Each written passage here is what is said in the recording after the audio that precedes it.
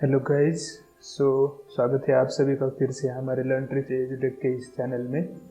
और हम अभी चला रहे हैं डिजांगो की सीरीज। तो इस वीडियो में हम देखने वाले हैं कि डिजांगो में माइग्रेशंस क्या होते हैं, या फिर माइग्रेशंस, मेक माइग्रेशंस, ये जो दो कमांड है वो क्या होती है।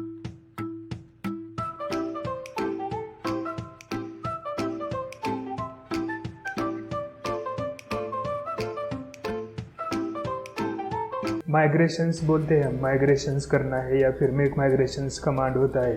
तो ये माइग्रेशन एक तरीका है या फिर माइग्रेशन एक वे है कि हमने जो कुछ यहाँ पे किया है, इस व्यूज़ में हम जो कुछ बनाते हैं उस व्यूज़ को हमारे डेटाबेस में ट्रांसफ़र करने का एक तरीका है माइग्रेशंस में।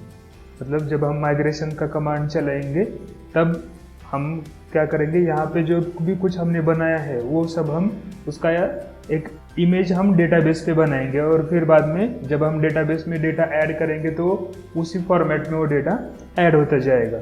शायद अगर आप शुरू से कर रहे तो आपने नोटिस किया होगा कि जब भी हम कमांड चलाते हैं python manage.py run server, तो ये कमांड चलाने के बाद देखो आपको एक वार्निंग आती है that you have 17 unapplied migrations और योर प्रोजेक्ट में नॉट वर्क प्रॉपरली। मतलब ये बोलता है कि आपके पास 17 अनअप्लाइड मतलब जो पूरे नहीं किए गए वो माइग्रेशंस है, जो लगाए नहीं है आपने, और उसकी वजह से आपका प्रोजेक्ट प्रॉपरली काम नहीं कर सकता। क्यों काम नहीं कर सकता? कि वो बोलता है कि जो हमारा ऐप्स है, ठीक है, हमारा जो ये वाला settings.py का फाइल था उसमें डिजांगो ने हमें ये बाय डिफ़ॉल्ट ऐप बना के दिए थे। तो इसमें से जो एडमिन ऑथ, ये बोलते हैं कि admin auth, content type, sessions, ये जो ऐप है ये डेटाबेस में नहीं गए। मतलब अगर ये एडमिन या ऑथराइजेशंस के ऐप नहीं जाएंगे तो आप बाकी का काम जो डेटाबेस के साथ करने वाले हैं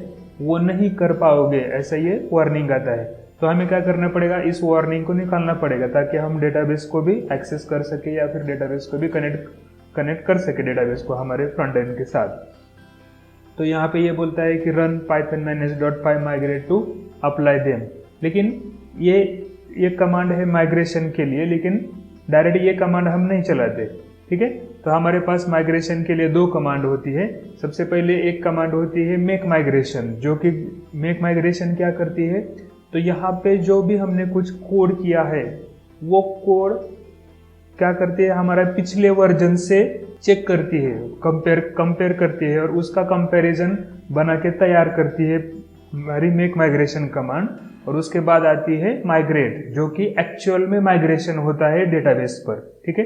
यहाँ पे देखो, जब हम ऐप क्रिएट करते हैं, हमारा ऐप है एप्लीकेशन, तो उसके अंदर एक माइग्रेशन नाम का फोल्डर खुद से बन जाता है। मतलब ये बाय डिफॉल्ट डिजांगो फोल्डर बनाता है माइग्रेशंस, जिसमें अभी तो क्या है, अभी सिर्फ init.py वाला फाइल है।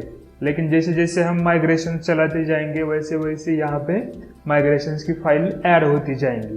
तो हम इस वीडियो में देखेंगे कि माइग्रेशन क्या काम करता है, ठीक है। तो मैं क्या करता हूँ, अभी जो हमारा सर्वर चल रहा है उसे बंद करता हूँ फिर से। तो हम सबसे पहले माइग्रेशन के लिए कमांड चलाएंगे python manage.py मेक माइग्रेशंस।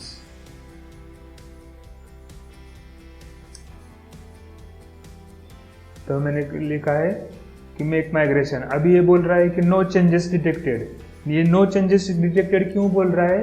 क्योंकि हमने ये जो models.py है, इस models.py में अभी तक एक भी मॉडल बनाया नहीं है, और जो admin.py है उस फाइल में भी हमने एक भी अपना मॉडल रजिस्टर नहीं किया है।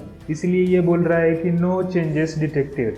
क्योंकि जब पहले हमने कौन सी कमांड चलाई है, make migrations. Make migrations command क्या करती है, तो हमने यहाँ पे जो कुछ चेंजेस किए हैं उन चेंजेस को वो उनकी एक रेप्लिका तैयार करती है। जैसे हमारी रैम होती है वो टेम्पररी मेमोरी, वैसे एक फ्रेम उसका तैयार करके, इमेज तैयार करके मेक माइग्रेशन रखता है, ठीक है।